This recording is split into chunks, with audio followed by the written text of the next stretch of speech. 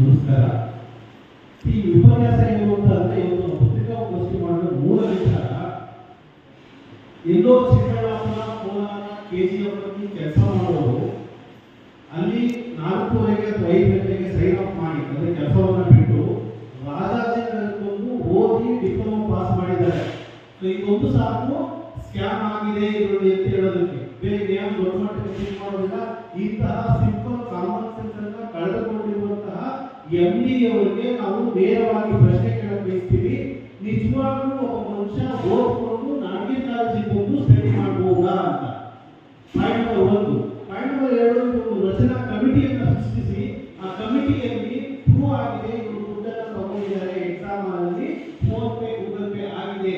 ಆ Google pay ಆಗಿರೋದನ್ನ ಇವ್ರು ಹೇಳ್ತಾರೆ ಇಲ್ಲ ನಾವು ಸಾಲ ಮಾಡಿದೆ ಅಂತ. ಸ್ಟೂಡೆಂಟ್ ಇಂದ ಸಾಲ ಮಾಡೋದು ಪಡೆಯೋದು ಇಲ್ಲೀಗಲ್ ಅನ್ನೋದನ್ನ ಇವರು ಕಮಿಟಿಯಲ್ಲಿ ಅದನ್ನು ಫಸ್ಟ್ ಮಾಡಿದ್ದಾರೆ. ಸೊ ಅವ್ರ ಹೆಸರನ್ನ ಹೇಳಕ್ ಇಷ್ಟಪಡ್ತೀನಿ, ಯಾಕೆಂದ್ರೆ ಅವರಿಗೆ ಒಂದು ರೆಸ್ಪೆಕ್ಟ್ಫುಲ್ ಆಗಿರ್ತಾರೆ ಅಂತ. ಪಾಪಣ್ಣ ಅಂತ, ಮುರಳಿ, ಅವಿನಾಶ್ ರೆಡ್ಡಿ, ಶಿವರೆಡ್ಡಿ, ಶಂಕರ್ ಹರ್ವ, ರಜನಿ PS, ಅಜಿತ್ ಕುಮಾರ್ ಇವರೆಲ್ಲ north Indians. Chetan MD north, Korappa ಮತ್ತೆ ಸಿದ್ದಪ್ಪ ಕುಮಾರಿ, ಆಮೇಲೆ ಶಿವಾಜಿ AS. ಇವರೆಲ್ಲರೂ ಆಲ್ಮೋಸ್ಟ್ ಬಂದಿರೋದು 95 ಕಿಲೋಮೀಟರ್, 62 ಕಿಲೋಮೀಟರ್, 70 ಕಿಲೋಮೀಟರ್ ಇಲ್ಲಿಂದ.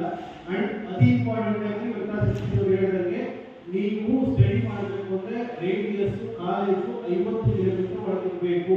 ಯಾಕೆಂದ್ರೆ ನೀವು ಕೆಲಸ ಮಾಡ್ತಾ ಇದ್ದೀರಿ, ಈವ್ನಿಂಗ್ ಕಾಲೇಜ್ ಹೋಗ್ಬೇಕು ಅಂದ್ರೆ ನೀವು ಹೋಗಿ ಬರೋ ಥರ ಆಗಬೇಕು, ಸ್ಟಡಿ ಮಾಡ್ತಾ ಇರಬೇಕು. ಈ ಎರಡವನ್ನು ನಾವು ಹೋಗಿ ಸಾಧ್ಯತೆ ಇಲ್ಲ. ಹೋಗಿ 95% 95% ತೆಗೆದಿದೆ ಅಂತಂದ್ರೆ ಇದು ಗಿನ್ನಿಸ್ ರೆಕಾರ್ಡ್ ಆಗಬೇಕು. ದುರದೃಷ್ಟ ಇವರಿಗೆ JEE ಪೋಸ್ಟ್ ಕೊಡ್ತಾ ಇದೆ ಸರ್ಕಾರ. ಇಂತಹ JEEಗಳು ಏನು MP ಬುಕ್ನ ಬರೀಬಹುದು, ಏನು ನಮ್ಮ ಸಮಾಜವನ್ನು ಉದ್ಧಾರ ಮಾಡಬಹುದು, ಇಲ್ಲಿ ಎಷ್ಟು ಮಟ್ಟಿಗೆ ಬೆಸ್ಕಾಂ ಅಥವಾ KPTC ಎಂದು ಇನ್ನು ದೊಡ್ಡ ಮಟ್ಟಿಗೆ ಇಂಪ್ರೂವ್ ಆಗುತ್ತೆ ಅಂತ ವೀಕ್ಷಕರು ಹಾಗೂ ಜನರು ನೋಡಿ ನಿರ್ಧಾರ ಮಾಡಿ ಸರ್ಕಾರ ನಿಜವಾಗ್ಲೂ ರಾಜಕೀಯ ಆಗಬೇಕು. ಇಂತಹ ಅಧಿಸೂಚನೆಗಳನ್ನ ಈಗ ನಿಲ್ಲಿಸಿಲ್ಲ ಅಂತಂದ್ರೆ ನಾವು ಪ್ರತಿಭಟನೆ ಮಾಡೋ ಸೆಕ್ರೆಟರಿ ಪ್ರೈಮರಿ ಅಂಶದಲ್ಲಿ ನಾವು ಹೇಳ್ತಾ ಇದ್ದೀವಿ ನೋಡ್ರಿ ಇದು ಶೇಮ್ಫುಲ್ ಆಕ್ಟ್ ಅಂತ. ಇದನ್ನ ಬಿಟ್ಟು ಏನೋ ಅಧಿಸೂಚನೆಯನ್ನ ಮಾಡಿ ಇವರು ನಿಜವಾಗ್ಲೂ ನೇಮಕಾತಿ ಮಾಡಿದ್ರೆ ನಮ್ಮ ಸರ್ಕಾರದಲ್ಲಿ ಎಲ್ಲಾ ಸತ್ತೋಗಿದೆ ಅಂತ ಅರ್ಥ. ಹಾಗಾಗಿ ನಮ್ಮ ಸಂಸ್ಥೆ ಏನಿದೆ ನಾವು ಗಂಟಾಘೋಷ ಹೇಳ್ತಿದ್ದೀವಿ, ಈ ಪ್ರಕರಣವನ್ನ ಇದಕ್ಕೆ ಕೈ ಬಿಡೋದಿಲ್ಲ. ಈ ಅಧಿಸೂಚನೆಯನ್ನ ಕ್ಯಾನ್ಸಲ್ ಮಾಡಬೇಕು. ಹಾಗೂ ಇಂತಹ ಫ್ರಾಡ್ಗಳಿದ್ದಾರೆ ಅಥವಾ ಫೇಕ್ ಆಗಿ ಏನು ಪಾಸ್ ಮಾಡ್ಕೊಂಡು ಬಂದಿದ್ರೆ ಇನ್ವೆಸ್ಟಿಗೇಷನ್ ಮಾಡಿ ಕೆಲಸದಿಂದಲೇ ತೆಗೆದುಹಾಕಬೇಕು ಅಂತ ಹೇಳಿ ನಾನು ಒತ್ತಾಯ ಮಾಡ್ತಾ ಇದ್ದೀನಿ. ನಾವು ಸಾಲ ರೂಪದಲ್ಲಿ ತಗೊಂಡಿದ್ದೀರಿ ಅಂತ ಹೇಳಿ ಹೇಳಿಕೆ ಕೊಟ್ಟಿದ್ದಾರೆ. ಒಂದು ಇವರು ಎಕ್ಸಾಮ್ ಬರೆಯಲ್ಲ, ಅಡ್ಜಸ್ಟ್ಮೆಂಟ್ ಮಾಡಿಕೊಂಡು ಸರ್ಟಿಫಿಕೇಟ್ ತಗೊಂಡು ಈ ನೇಮಕಾತಿಯಲ್ಲಿ ಸೇರ್ಕೊಂಡಿದ್ದಾರೆ. ವೃತ್ತಿಯಾಗಿದ್ದಂಥ ವ್ಯಕ್ತಿ ಇವತ್ತು ಇಂಜಿನಿಯರ್ ಆಗ್ಬಿಡ್ತಾನೆ, ಅವನಿಗೆ ABCD ಬರಲ್ಲ. ಆಮೇಲೆ ಅವ್ರು ಹಂಗೆ JEE ಆಗ್ತಾರೆ, ಈಗ ಆಮೇಲೆ AE ಆಗ್ತಾರೆ, AMD ಆಗ್ತಾರೆ, ಪ್ರಮೋಷನ್ ಹಾಕೊಂಡು ಹೋಗ್ತಾ ಇರ್ತಾರೆ.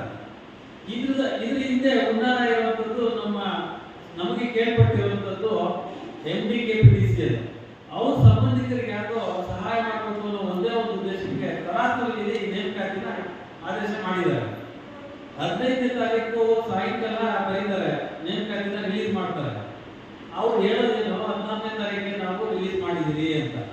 ಕ್ಯಾಂಡಿಡೇಟ್ಸ್ಗೆ ಬಂದು 15ನೇ ತಾರೀಕು 14ನೇ ತಾರೀಕಿಗೆ ಇವರು ಮಿನಿಟ್ಸ್ ಆಫ್ ಮೀಟಿಂಗ್ ಮಾಡಿ ನಾವು ಪಬ್ಲಿಷ್ ಮಾಡಿದ್ದೀರಿ ಅಂತ ಹೇಳ್ತಾರೆ.